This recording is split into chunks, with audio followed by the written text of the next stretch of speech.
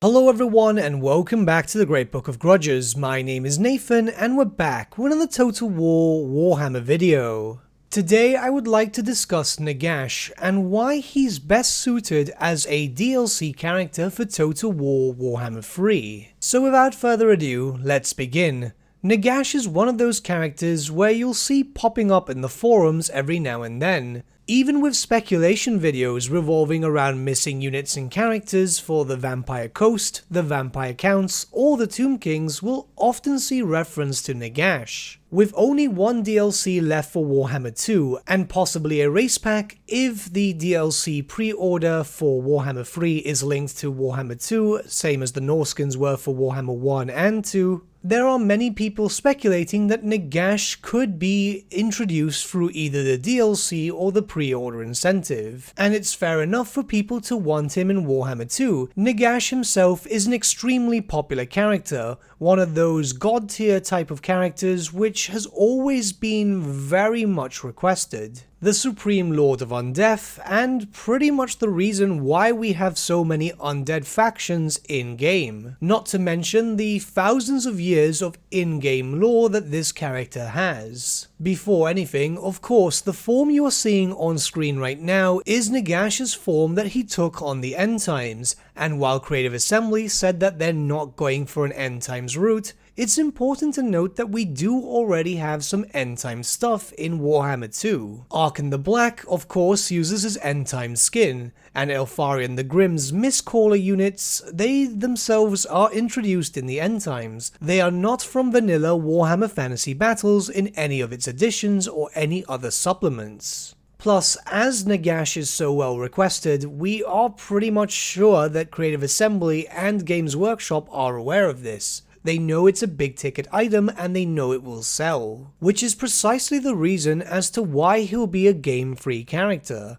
Think about it this way, yes, all his bases of operations are in Warhammer 2 and in the Mortal Empires to be in fact. However, we know that he is one of the biggest big ticket items. Many people will want to get their hands on Nagash if Nagash is implemented well, and please be a legendary lord and not a hero. Because for some reason Creative Assembly are implementing god tier characters as legendary heroes, which in truth kinda baffles me, but let's not get off topic. His introduction as a game-free character would have to be around the time after the big Mortal Empires map is released. As of course, he may be able to start anywhere, but obviously his areas are centered around Hekara, and of course his main base of operations, the citadel known as Nagashizar. Nagashizar itself could feature in Game Free's map, as of course we are used to some overlap between the games, as we've seen in the Eye of the Vortex, which features a bit of Norsca, and of course Albion, so it's not out of the question, especially since Nagashizar is so close to the Darklands that it could fit there.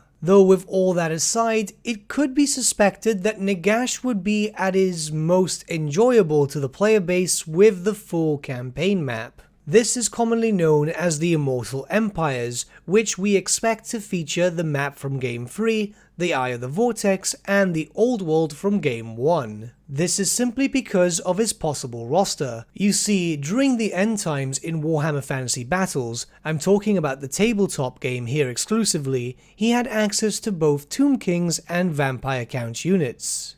This was known as the Legions of Nagash army list. However, during the End Times novels, which is just the official canon lore, Nagash recruited the Tomb Kings, the Vampire Counts, and also the Vampire Coast. And it can be assumed that should Nagash be implemented, he would be a true hybrid faction of all three. Either having a mixture of units from all different races, which honestly seems fair enough and probably the easiest to balance, or just giving him everything altogether, which of course sounds a tad ridiculous because it is, though it does kinda work with his aesthetic. But it's easy enough to see him as a true hybrid faction. Not only does it fit very well with his lore, but there are pockets of missing units, characters and so on, which are missing from the Vampire Count and Tomb King roster, all of which could work very well for Nagash. Certain characters like Prince Apophis, the Morghast, and just some basic stuff here and there. Nothing too spectacular, barring the Morghast of course, but that's what would allow Nagash to feel a tad more unique. Also, we have to take into account that obviously his lore is centered around when he first reawakens, dominating all the other vampiric and undead factions. So it could be very much possible that this would be a certain type of mechanic for him, where he would be going around the map and dominating them before working against the Chaos Gods. As his lore in the end times is him wanting to take over the world, knowing full well that the forces of chaos are acting, and right now the forces of chaos aren't really doing anything at all.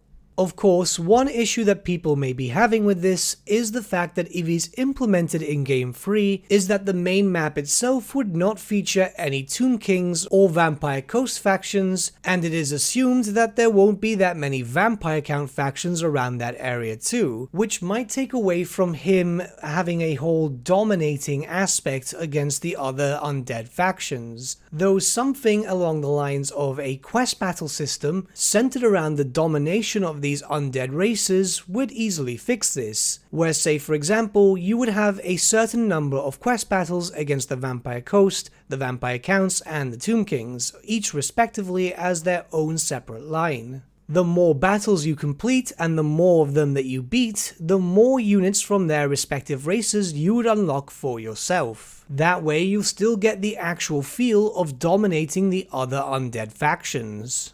Like I said before, this would be a way to implement the remaining Tomb Kings, as it's very unlikely that we'll get any more Tomb Kings in Warhammer 2. They released a race pack for the Tomb Kings in Warhammer 2, I don't think that it would make sense to do another DLC for them. Whereas a Nagash theme race pack could work rather well, as it would have units for all three of the undead races, and can complete the Tomb Kings without any major issues. The Vampire Counts themselves would probably get some future DLC, or maybe even sooner than that. This is just a basic idea. I honestly don't imagine Nagash being released in Warhammer 2. I could be wrong, however, as this is just some speculation. But what do you guys think? Let me know your thoughts in the comments below, and let's start a bit of a discussion. But with that, my friends, we've come to the end of our video. Thank you so much for watching. If you did enjoy the video, might I suggest giving the video a like, or even subscribing to the channel, as it really does help us out. In the description section below are various links to different social media platforms such as Facebook, Instagram, and Discord. Also in the description section is an affiliate link with Element Games where you could buy loads of hobby-based products, not just Warhammer, for 10 to 25% off. Making a purchase using that link and also our special code, which is also in the description, supports the channel at no extra cost to you, which we think is rather cool. A big thank you to our patrons. Your support means the world to us. It's amazing that people want to help a small channel like us grow and get to a higher level of content. A big thank you to Gibraltar LUSC, Ryan Bertsche, Andrew Prince, and Okro for subscribing to us at our Fame level. You guys are super cool. And a big thank you to Edward Yule, VS Vasan, Aaron Whitman, and Shaggy for subscribing to us at our King level. Honestly, we can't thank you all enough. And lastly, a big thank you to all of you for liking, sharing, and commenting on these videos. Honestly, it's because of you guys that the channel has been growing at such a great pace lately, so we can't thank you all enough. But with that, my friends, thank you so much for watching once again, and we shall see you all again very, very soon. Have a good day.